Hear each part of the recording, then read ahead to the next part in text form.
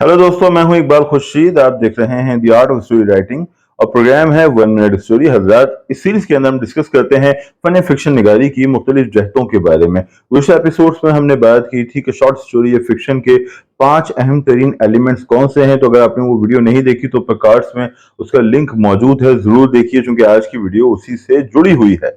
आज हम बात करने वाले हैं कि उन 5 अनासर में से जो मरकजी उनसर है, यानी कि जो मरकजी एलिमेंट है जिसे हम प्लॉट कहते हैं, वो असल में क्या शय है और वो किन अज्जा से तरतीब पाता है। मगर आगे बढ़ने से पहले दरखास्त ये है कि अगर आपने ये चैनल सब्सक्राइब नहीं किया तो भैया काइंडली से सब्सक्राइब कर लो, बेल आइकन दबा दो, क्योंकि हमें आपके फीडबैक की सख्त जरूरत है। तो चलें अब शुरू करते हैं आज का व्लॉग। सवाल है, प्लॉट क्या है। देखिए जनाब, कहानी के अंदर वाकयात होते हैं, तो वाकयात की जो तरतीब होती है उसे हम प्लॉट कहते हैं। याद रखने की बात यह है कि ये सारे वाकयात का जिक्र नहीं है, यानी जितने भी वाकयात कहानी में रूनुमा हो रहे हैं हम उसकी बात नहीं कर रहे, बल्कि हम उन वाकयात की बात कर रहे हैं जो कॉज एंड इफेक्ट के जरिए एक दूसरे से जुड़े हुए हैं। मैंने बात की वाकयात की तरतीब, यानी ये अहम नहीं है कि क्या हो रहा है, बल्कि ये क्यों हो रहा है। जो चीजें क्यों रूनुमा हो रही हैं, जो वाकयात रूनुमा हो रहे हैं, उनमें आपस में ताल्लुक क्या है, उसी से प्लॉट तरतीब पाता है। यानी साधारण अल्फाज में कहानी का वो सीक्वेंस जिसमें मंतिक, लॉजिक, ये तरतीब दिखाई देती है। आप जानते हैं कि फिल्म हो या नॉवेल हो, उसमें कुछ वाकयात ब्रीथिंग स्पेस के लिए, कुछ जगह मिजाह पैदा करने के लिए कुछ चीजों को शामिल किया जाता है, तो उन्हें हम, वो होते तो कहानी का हिस्सा है, लेकिन प्लॉट वो तरतीब है जिसके अंदर कॉज एंड इफेक्ट का एलिमेंट शामिल है। अब हम बात करने वाले सवाल पे कि प्लॉट कितने अनासर से मिलकर बनता है। प्लॉट बुनियादी तौर पे 5 अज्जा या अनासर पे मुश्तमिल होता है, जिनमें से पहला है एक्सपोजिशन। एक्सपोजिशन से मुराद है इब्तिदाइया, यानी वो हिस्सा जहां हम अपने किरदारों से मुतारिफ होते हैं और जहां हमें पता चलता है कि कहानी की सेटिंग क्या है। सेटिंग से मुराद क्या है, यानी वैन और वेयर का, जमानी और मकानी तरतीब का हमें इल्म होता है और हम अपने किरदारों के सामने आते हैं। इस सिलसिले में एक मिसाल जो माजी में भी हमने अपने ब्लॉग्स में दी, वो मंटो का अफसाना है खोल दो, जो एक मास्टरपीस अफसाना है और फिर फन फिक्शन निगारी को या फन अफसाना निगारी को समझने में बहुत मुआविन होता है। अगर आप उसका इब्तिदाइया देखें तो पहली ही जो पहला पैराग्राफ है वहां हमें पता चल जाता है कि सेटिंग क्या है। जमाना है, हिजरत का जमाना है, लोग माइग्रेट कर रहे हैं। अब हमारा किरदार मुगलपुरा में है, जालिंधर से वो चला था। 1.5 सत्रों में ही इस बात का तयन हो जाता है, ये मंटो की स्किल्स है, मंटो का टैलेंट है। फिर हम अपने किरदार सिराजुद्दीन से मुतारिफ होते हैं, हमें पता चलता है कि वो किस किस्म की सूरत हाल का सामना कर रहा है। एक्सपोजिशन में एक और अहम चीज आती है, वो है कॉन्फ्लिक्ट को मुतारिफ करवाना, यानी वो मुश्किल या वो रुकावट जो हमारे मरकजी किरदार को दरपेश है, एक्सपोजिशन में हमें उसकी पहली झलक मिल जाती है। तो अगर आप खोल दो पढ़ें तो आपको एक्सपोजिशन में जहां जमान और मकान की तरतीब का पता चलता है, वैन वेयर का पता चलता है, किरदार से आप मुतारिफ होते हैं, वहीं आपको पता चलता है कि उसको कौन सी मुश्किल दरपेश है। मुश्किल क्या है, उसकी बेटी सुकैना इस वक्त गायब है और वो उसे तलाश करना चाहता है या उसके बारे में फिक्रमंद है। ये पहला कॉन्फ्लिक्ट है। और अफसाने में चूंकि बहुत सारे सरोकार उसके नहीं होते, बहुत सारे मसाइल नहीं होते, एक ही मसले के गिर्द घूमता है, तो यहां यही मरकजी कॉन्फ्लिक्ट भी है।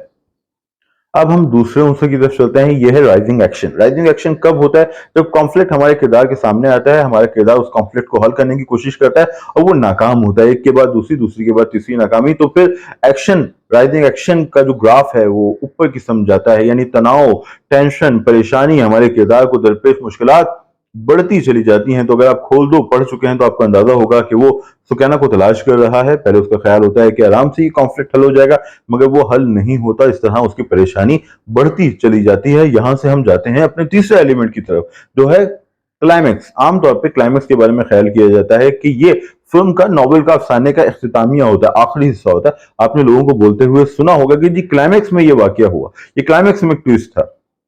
तो क्लाइमेक्स पे क्या कहानी खत्म हो जाती है? अगर हम प्लॉट को देखें और समझें तो ऐसा नहीं है। क्लाइमेक्स से मुराद वो लम्हा है जब कॉन्फ्लिक्ट अपने उरूज पे होता है, जब चीजें बहुत ज्यादा टेंस हो जाती हैं, तनाव ज्यादा हो जाती हैं। इसकी कई मिसालें दी जा सकती हैं।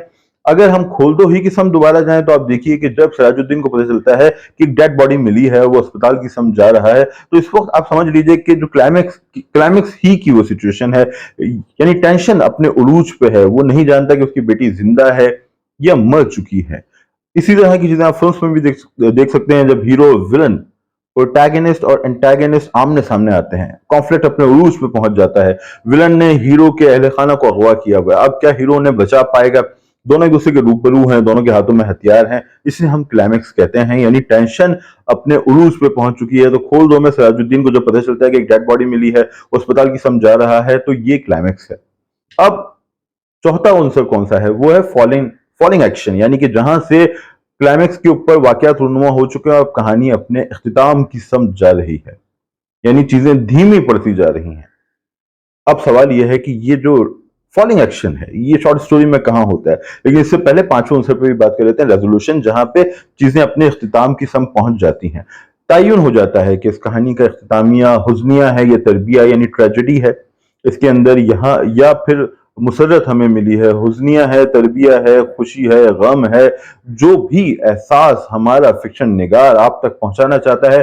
जैसे एडगर एलन पो ने कहा था, उसने जोर दिया था कि यूनिटी ऑफ इफेक्ट, यानी इजहार की या एहसास की वहदत की उसने बात की थी। इजहार फिक्शन निगार कर रहा होता है और एहसास जो कारी महसूस करता है उसकी एक वहदत पे जोर दिया था उसने शॉर्ट स्टोरी पे बात करते हुए। तो आखिर के अंदर जब रेजोल्यूशन होता है तो जो भी हमारा फिक्शन राइटर या तख्लीककार चाहता है, जिस एहसास तक रसाई, उस तक हम पहुंच जाते हैं। अब सवाल यह है कि क्या अफसाना इस जो अनासिर हैं, प्लॉट की जो तरतीब है, प्लॉट जिन चीजों से तश्कील पाता है उनसे बगावत करता है, या फिल्म उनसे बगावत करती है, या नावल उनसे बगावत करता है? देखिए, जो पहले तीन अनासिर हैं, एक्सपोजिशन, राइजिंग एक्शन और क्लाइमेक्स, और कुछ हद तक फॉलिंग एक्शन, ये चारों जो हैं, नॉवल हो, फिल्म हो या शॉर्ट स्टोरी हो, उन सब में मौजूद होते हैं। मगर ये जो रेजोल्यूशन है वो आम तौर पे हमें शॉर्ट स्टोरी में या कभी कभार फिल्म में नहीं मिलता, ये आपको नॉवल में मिलेगा। नॉवल के अंदर आप देखेंगे कि कहानी एक खास तरीके से इख्तिताम की समझ जाती है, चाहे से जैन ऑस्टन का नॉवल तकब्बुर और तासुब हो, यहाँ तक के जो मॉडर्न नॉवेल्स हैं, यानी कि माय नेम इज रैट जो अरहान पामू का है, उसमें भी रेजोल्यूशन का उनसर आपको दिखाई देता है। यानी सारे वाकयात रूनुमा हो चुके हैं, एक्शन खत्म हो चुका है, अब हमारे किरदार अपनी आम जिंदगियों की समझ लौट चुके हैं, गो के वो बदल चुके हैं। ये भी एक बात है जो स्टोरी सर्कल है, उस पर भी हम बात करेंगे कि रेजोल्यूशन और एक्सपोजिशन में एक बहुत ज्यादा फर्क है कि हमारे एक्सपोजिशन में जो किरदार जिससे हम मुतारिफ होते हैं, रेजोल्यूशन में वो किरदार तब्दील हो चुका होता है। तो स्टोरी सर्कल पे भी आने वाले दिनों में हम वीडियो करेंगे। फिलहाल हम ये बात करें कि नॉवल के अंदर आमतौर पे हमें ये दिखाई देता है, चाहे से तकब्बुल तासुब हो, माय नेम इज रेड हो, या कुछ और नॉवेल्स आपको मिले जो मिस्ट्री नॉवेल्स होते हैं, उनके अंदर तो बिलखुसूस ये होता है कि पूरी कहानी जो है उसमें तजस्सुस होता है, तनाव होता है, दिलचस्पी का अंसर होता है, और आखिर के अंदर हम रेजोल्यूशन तक पहुंच जाते हैं, यानी किरदार किसी मंतकी नतीजे की समझ पहुंच जाते हैं। मगर फिल्म्स में और बिलखुसूस शॉर्ट स्टोरी में ऐसा नहीं होता। उसका सबब यह है कि शॉर्ट स्टोरी आमतौर पर बहुत ही मुख्तसर होती है, वो किसी एक मामले से नबद आजमा होती है और वो तजस्सुस पे बहुत जोर देती है। यानी आप अगर मंटो को पढ़ें या वो लोग जिनसे मंटो मुतासिर थे, यानी Maupassant, O Henry, Edgar Allan Poe, इन्होंने कहानी के इख्तितामिये में एक ट्विस्ट शामिल करने पर जोर दिया। यानी इख्तितामिये में बिल्कुल एक ऐसी बात की जाती है जिससे जो तरतीब कारी के जहन में बनी हुई है वाकयात की, वो टूट जाती है और एक नया तस्वुर, एक नए माने उभर के सामने आते हैं। शॉर्ट स्टोरी में आमतौर पे कहानी क्लाइमेक्स पे ही खत्म हो जाती है, यानी कि जब रीडर की दिलचस्पी अपने उरूज पे होती है, वहां हमारा तख्लीकार एक ट्विस्ट शामिल करता है और कहानी को खत्म कर देता है, ताकि एक मखसूस एहसास के साथ वो एहसास जिस तक वो रसाई पाना चाहता है वो अपने कारी के लिए छोड़ जाए और आगे बढ़ जाए। ये कहानी की या शॉर्ट स्टोरी की खूबी है। और शॉर्ट स्टोरी में जितने भी मास्टर राइटर्स हैं वो सब इसी तकनीक पे अमल करते हैं, चाहे से मंटो का अफसाना खोल दो हो, ओ हेनरी की short story the last leave हो, मॉप्सा हो, या एडगर एलन पो हो। बुनियादी तौर पर एडगर एलन पो का ही ये कॉन्सेप्ट था जिसको बाद में मॉप्सा ने और चेखोव और दीगर ने आगे बढ़ाया, यानी एहसास की वहदत और कहानी के अंदर ट्विस्ट डालना, जो ओ हेनरी का एक मास्टर स्ट्रोक था जिसे मंटो ने भी फॉलो किया, जिसे आज भी फॉलो किया जाता है। तो यहाँ क्लाइमेक्स पे कहानी खत्म हो जाती है एक ट्विस्ट के साथ, इसमें फॉलिंग एक्शन और रेजोल्यूशन शामिल नहीं होते। इवन फिल्म्स में भी ये होता है, आप टोरेंटिनो की फिल्म देखें या क्रिस्टोफर नॉलन की फिल्म देखें, उसकी जो मास्टरपीस फिल्म है इंसेप्शन, उसमें देखिए कि कहानी कैसे खत्म होती है, तो समझें कि क्लाइमेक्स के बाद फॉलिंग एक्शन जैसे ही आता है वो एक और ट्विस्ट लाके दोबारा से क्लाइमेक्स पैदा कर देता है।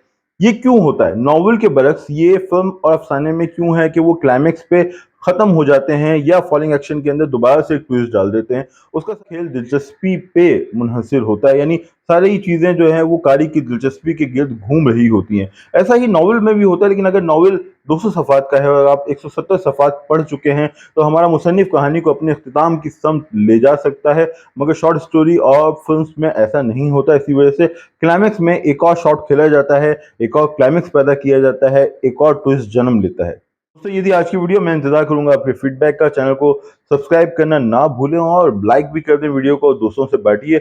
इकबाल खुर्शीद को दीजिए इजाजत, जल्द मिलेंगे। टेक केयर, खुदा हाफिज।